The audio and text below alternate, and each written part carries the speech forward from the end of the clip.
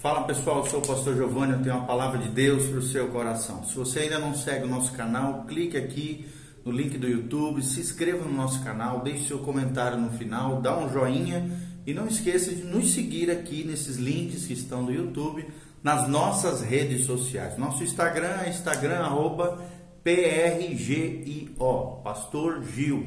E eu conto com você nas nossas redes sociais para estarmos cada dia mais em comunicação, juntos, crescendo e florescendo no Senhor. E hoje nós vamos falar sobre o espinho na carne de Paulo. O espinho na carne de Paulo e qual é a relação desse espinho na carne com a virtude cristã, que é a humildade. Nós vamos ver que sim, tem uma relação tremenda entre a humildade e o espinho na carne do apóstolo Paulo, tá bom? Então não há dúvida nenhuma de que Deus quer que os crentes tenham humildade. A Bíblia diz: bem-aventurados os pobres do espírito, porque deles é o reino dos céus. Pobreza de espírito é alguém que reconhece a sua pobreza espiritual, a sua pecaminosidade, alguém que é quebrantado, alguém que é humilde diante do Senhor. Então, não há dúvida nenhuma, à luz da palavra de Deus, de que Deus quer que os crentes, os cristãos, os verdadeiros discípulos de Jesus tenham humildade diante dele e diante dos homens. Contudo, em decorrência da persistente pecaminosidade dos homens, Deus algumas vezes faz o que for necessário para quebrantá-los, para humilhá-los. Isso é um termo bíblico chamado humilhação. E é um termo duplo, um conceito duplo. É a ação de Deus de humilhar o homem, humilhar não no sentido pejorativo, mas de quebrantar o homem, e também uma ação do homem de se quebrantar, de se humilhar diante de Deus. Humilhação, estou falando dentro da cosmovisão cristã, como algo virtuoso, algo tremendo, algo maravilhoso que Deus quer produzir no seu e no meu coração. Até mesmo, amados, o apóstolo Paulo vivenciou essa humilhação que lhe foi infligida por Deus por meio de seu ministério. Não apenas Paulo sentiu isso desde a estrada de Damasco, desde a sua conversão, como também nesse trecho que nós vamos ler para você aqui, de 2 Coríntios 12, de 1 a 9, que menciona sobre o espinho na carne. A Bíblia Sagrada diz: se é necessário que me glorie, ainda que não convém, passarei as visões e revelações do Senhor. Conheço um homem em Cristo, ele está falando dele mesmo, que há 14 anos foi arrebatado até o terceiro céu, se no corpo ou fora do corpo eu não sei, Deus o sabe. E sei que o tal homem, se no corpo ou fora do corpo, não sei, Deus o sabe, foi arrebatado até o paraíso, e ouviu palavras inefáveis, as quais não é lícito ao homem referir. De tal coisa me gloriarei, não, porém, diz Paulo, de mim mesmo, salvo nas minhas fraquezas. Pois se eu vier a gloriar-me, não serei nécio, porque direi a verdade, mas abstenho-me para que ninguém se preocupe comigo mais do que em mim vê ou de mim ouve. E, para que não me soberbecesse com a grandeza das revelações, foi-me posto um espinho na carne, um mensageiro de Satanás, para me esbofetear. Tenta imaginar uma situação dessa, um mensageiro de Satanás esbofeteando, provavelmente aqui um demônio, a fim de que não me exalte, é o que diz a palavra de Deus. E por causa disso, 3 vezes pedi ao Senhor que o afastasse de mim. E então ele me disse: a minha graça te basta, porque o poder se aperfeiçoa na fraqueza. De boa vontade, pois, mais me gloriarei nas fraquezas, para que sobre mim repouse o poder de Cristo. É o que diz o apóstolo Paulo em 2 Coríntios 12, de 1 a 9. O que nós queremos dizer com tudo isso? Muito embora, amados, ele fale um tanto que indiretamente no versículo 2, de um homem em Cristo, o contexto, se você ler, torna óbvio que Paulo está se referindo a ele mesmo, a si mesmo. Ele menciona uma experiência extraordinária e sobrenatural que havia tido há 14 anos, provavelmente em algum tempo entre o seu retorno à cidade de Tarsis, vindo da cidade de Jerusalém, mencionada em Atos, capítulo 9, versículo 30. E no início das suas viagens missionárias, a sua primeira viagem missionária, conforme relatos do próprio livro de Atos, de 13, de 1 a 3. Os detalhes e a realidade da qual ele não entendia e não podia explicar, ele não deixou muitos detalhes e nós não sabemos completamente o que aconteceu. Paulo aqui não estava certo se havia sido levado ao céu corporeamente, né, ou seja, de forma corpórea, ou se o seu espírito foi de algum modo trasladado fora do seu corpo. Porém, Deus sabe como aconteceu e é isso que importa, é o que Deus sabe, é o que Deus pensa a respeito dessa experiência sobrenatural que Paulo teve. Quaisquer que fossem os detalhes dessa história tremenda do apóstolo Paulo, Paulo foi maravilhosamente transportado ao terceiro céu, o mesmo que a gente chama hoje de paraíso, né? O lar celestial, a habitação do Deus Todo-Poderoso, o lugar do seu trono, é o que Paulo chama de terceiro céu. Apesar também da incompleta e imprecisa compreensão de como essas coisas aconteceram na própria vida de Paulo, Paulo repetiu, como que para enfatizar a sua experiência, né, ungida, e a sua afirmação de que ele verdadeiramente foi elevado até o céu. Tenta imaginar eu e você numa situação dessa, irmãos. Tenta se imaginar numa situação dessa, você e eu, a gente indo ao terceiro céu. O importante é que Paulo estava certo que isso realmente ocorreu e até mesmo que ouviu as palavras de origem sobrenatural dirigidas somente a ele. E essa foi uma experiência única para o apóstolo Paulo, não importando que muitos carismáticos ou muitos místicos estejam reivindicando nos dias atuais. As palavras que Paulo ouviu foram muito especiais. Paulo as chama de palavras inefáveis, as quais não é lícito que ao homem referir, é o que ele diz no versículo 4. E além do que o texto afirma, não podemos saber quais foram essas palavras. Contudo, essas várias incógnitas que existem no relato paulino são irrelevantes. Seu propósito real, quando ele escreve nessa experiência incrível, é relatar aquilo que ele aprendeu sobre a humildade, ou seja, a virtude que Deus quis fomentar no coração do apóstolo Paulo, com essa experiência relatada em 2 Coríntios aqui, do espinho na carne, sem dúvida nenhuma, é a virtude da humildade. Ou seja, o apóstolo sabia que não lhe havia sido concedido uma viagem especial ao céu porque fosse tão espiritual ou porque merecesse esse privilégio. Embora parte dele quisesse celebrar e regozijar-se com a lembrança dessa experiência, dessa jornada extraordinária que ele teve, ele estava mais inclinado a olhar para trás e se regozijar pelas suas próprias fraquezas. Oxalá nós também fizéssemos isso na nossa jornada, na nossa caminhada de fé. Esse incidente e várias outras visões e revelações são relatados em Atos 9, versículo 3 a 18, Atos 16, de 9 a 10, Atos 27, de 23 a 24.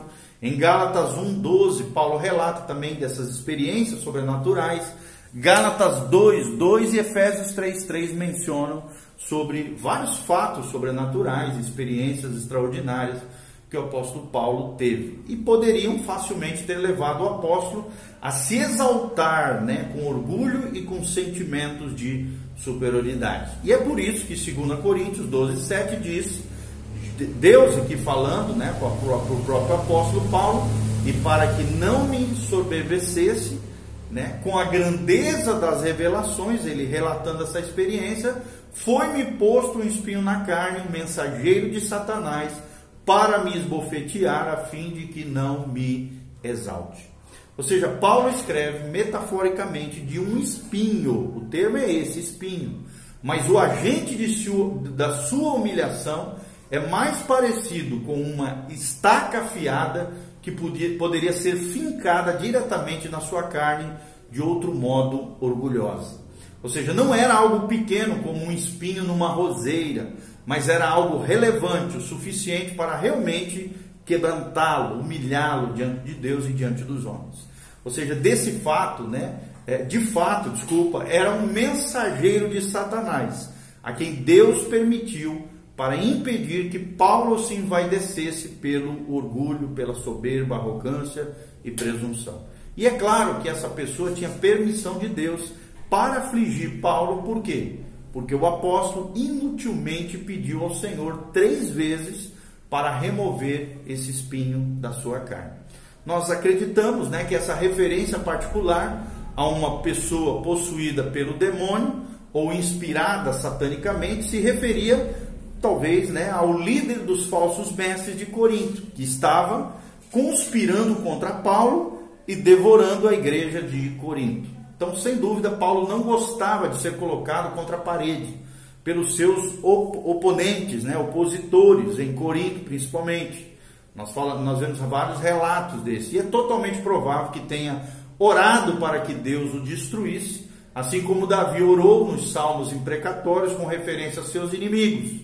Mas Deus queria usar esse líder dos inimigos de Paulo como instrumento para humilhá-lo, para quebrantá-lo.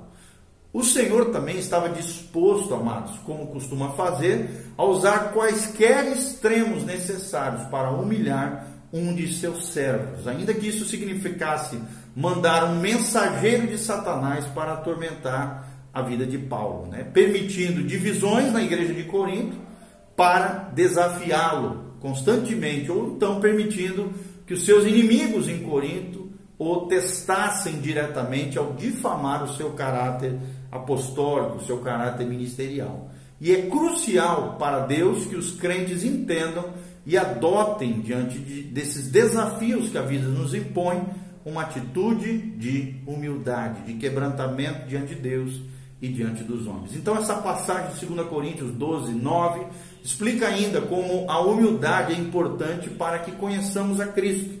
Quando ele diz, então ele me disse, ou seja, o próprio Jesus, a minha graça te basta, porque o meu poder se aperfeiçoa na fraqueza, de boa vontade, pois mais me gloriarei nas fraquezas, para que sobre mim repouse o poder de Cristo, é o relato do apóstolo Paulo. Ou seja, Deus derrubou Paulo e o ensinou que quando estava no seu limite máximo, talvez emocional, espiritual, e não tinha nada, então era muito mais útil no seu ministério apostólico. Assim, o apóstolo Paulo chega ao entendimento de que o poder espiritual está diretamente relacionado com a humildade e o quebrantamento. Ele sondou, analisou ali o seu coração, Deus o auxiliou nisso e deixou que a obra de humildade do Senhor avançasse na sua vida e aprendesse a aceitar aquela diversidade que eram falsas acusações, provavelmente críticas maliciosas, ataques ao seu caráter e grande deturpação dos seus motivos. Ainda essas coisas que frequentemente devemos fazer, se quisermos demonstrar uma atitude, ainda que essas coisas, que frequentemente devemos fazer, se quiséssemos demonstrar uma atitude genuína de humildade. Ou seja, uma reação correta diante da afronta, diante das falsas acusações, das críticas maliciosas, os ataques ao caráter, a grande deturpação dos seus motivos. Paulo estava aprendendo com Deus a como reagir da maneira correta, como reagir como seu mestre, Jesus de Nazaré. Quais são as marcas da pessoa humilde? Como é que eu e você podemos saber se verdadeiramente nós somos humildes? Existem algumas marcas mais verdadeiras do cristão humilde. Elas estão resumidas na exortação de Paulo aos Filipenses. Quando Paulo diz, nada façais por partidarismo ou vanglória, mas por humildade, considerando cada um os outros superiores a si mesmo. Não tenha cada um em vista aquilo que é propriamente seu, senão também cada qual aquilo que é dos outros. Filipenses 2, de 3 a 4. Ou seja, a primeira marca básica da pessoa humilde é que ela vê seu próprio pecado como pior do que o pecado dos outros. Vou repetir, ela vê o seu próprio pecado como pior do que o pecado dos outros. E o próprio Paulo foi um exemplo perfeito dessa atitude, 1 Timóteo 1,15 ele diz, Cristo Jesus veio ao mundo para salvar os pecadores, das quais eu sou o principal. Ou seja, quando são os nossos próprios pecados os que mais nos entristecem e nos ofendem e se constituem naqueles que mais queremos evitar, então demonstramos uma verdadeira medida de humildade diante de Deus e diante das pessoas. A segunda marca da pessoa humilde é que ela não é egocêntrica. É o que diz Filipenses 2:4. Ou seja, pessoas altruístas se preocupam muito mais com os outros, incluindo seus empreendimentos, seus sucessos, seus fracassos, suas bênçãos, seus desapontamentos, sua prosperidade e sua pobreza. Seus próprios interesses, privilégios, popularidade, conquistas, reputação, tudo isso fica em segundo plano, são secundários quando comparados com as necessidades das outras pessoas. Certamente, amados, Jesus teve a atitude suprema de abnegação, de não buscar seus próprios interesses, de colocar os interesses das outras pessoas em primeiro plano e as suas necessidades em segundo plano. É o que nós vemos em Filipenses 2, 5 a 8, quando a Bíblia diz: tende em vós o mesmo sentimento que houve também em Cristo Jesus, pois ele, subsistindo em forma de Deus, não julgou por usurpação ser igual a Deus. Antes a si mesmo se esvaziou, e aqui nós vemos um conceito teológico chamado kenosis, o autoesvaziamento de Cristo. Jesus assumiu a forma de servo, Paulo continua dizendo, tornando-se em semelhança de homens, e sendo reconhecido em figura humana, a si mesmo se humilhou, tornando-se obediente até a morte e morte de cruz. Ou seja, Cristo estava perfeitamente disposto a deixar de lado seus privilégios divinos e ser separado do Pai para sofrer uma agonia inexplicável e incompreensível para que pudéssemos ser salvos. Essa passagem conhecida e maravilhosa realça a magnitude da humildade do nosso Senhor e Salvador em nosso favor. Ele desceu até o nosso nível humano, até mesmo tomando a forma de servo, ou seja, servo aqui servo humano, né? De modo que na sua morte sacrificial, Jesus pôde cumprir os planos de redenção de Deus para todos nós que temos a fé nele e que obedecemos a sua palavra.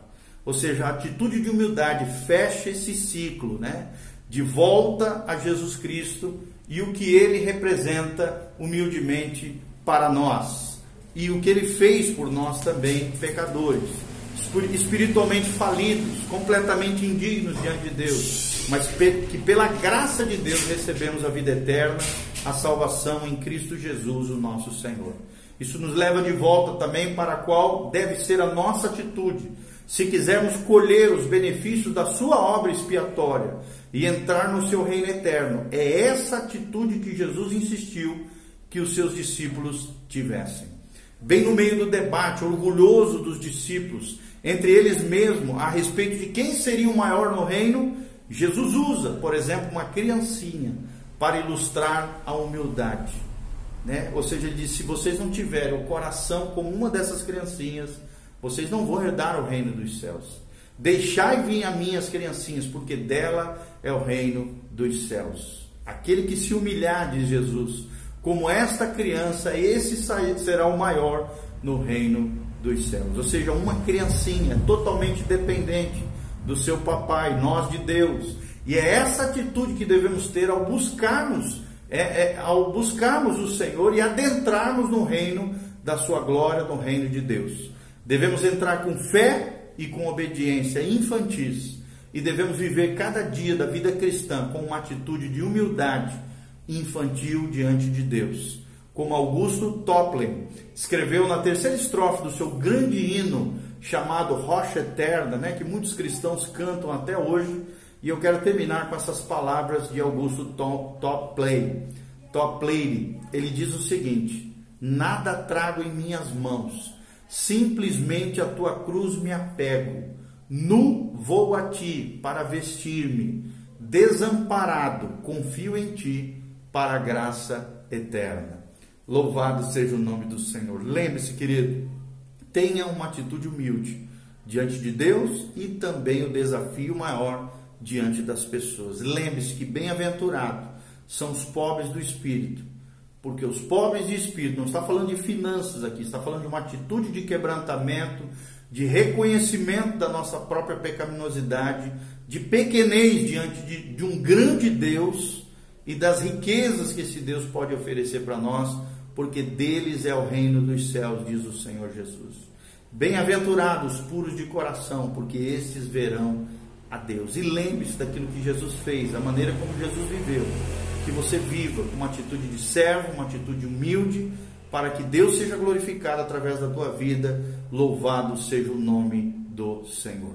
Então siga aqui as nossas redes sociais, compartilhe esse vídeo com outras pessoas, deixe seu comentário se você foi edificado, abençoado, relate alguma experiência que você teve de humilhação, de quebrantamento diante de Deus, faça suas perguntas, nós estamos aqui nos comentários para interagir com os irmãos, temos essa comunhão gostosa através das redes sociais. Que Deus abençoe a sua vida, que você seja um servo humilde, quebrantado diante do Senhor, para a glória de Deus Pai. Louvado seja o nome de Jesus. Amém e amém.